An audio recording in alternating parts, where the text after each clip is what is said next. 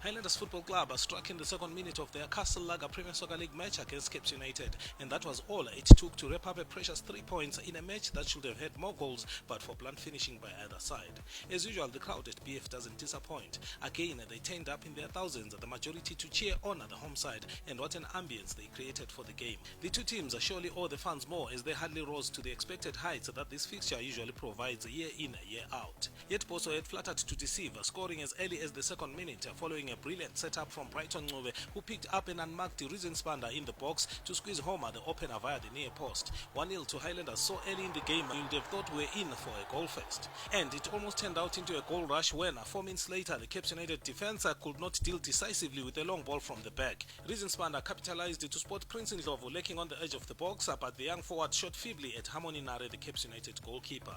On 13 minutes, the impressive Mason Mushore then set Brighton Ncube loose wide on the right. With all the time to pick up his teammates, Ncube went for glory, his shot grazing at the right-hand post on its way out.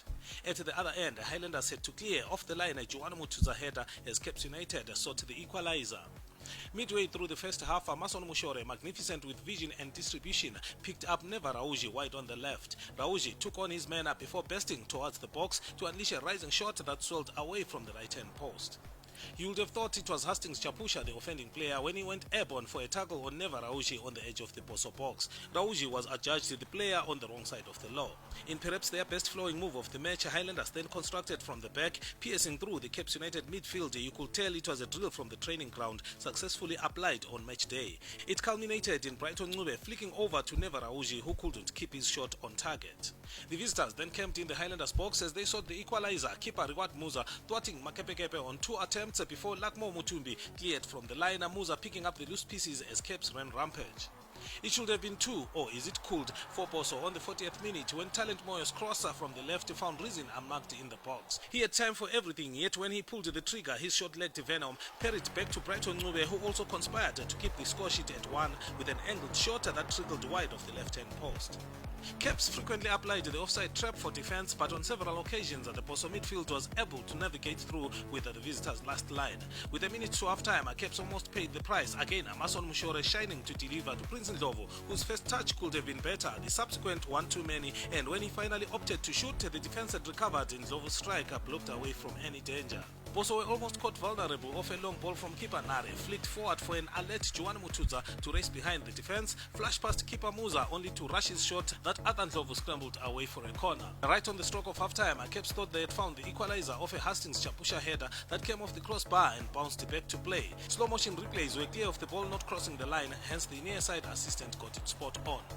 1-0 to Highlanders at the break, then enough opportunities for both teams to have even scored twice as much given the chances that came their way in the opening 45.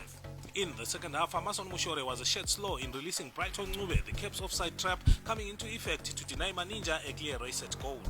Caps did exhibit belief, and there were moments when they orchestrated dangerous forays into the Highlanders box. They came close after a lucky bounce onto Emmanuel Mbolo, who could not direct his shot on goal under captain Melika Ncube's challenge. With almost everything good for Boso coming off the boot of Mushore, the lanky midfielder would unpack yet another brilliant pass, this time to his brother Makinon, who was let down by his first touch.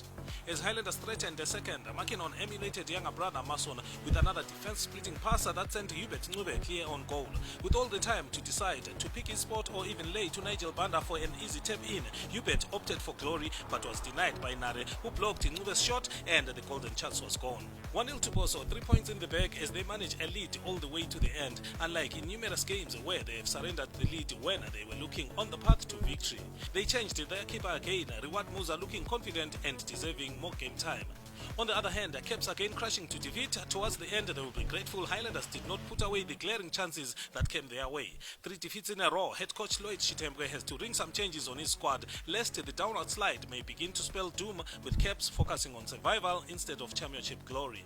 For the Premier Soccer League at Barberfield Stadium in Bulawayo, I'm Tandazani Zimran.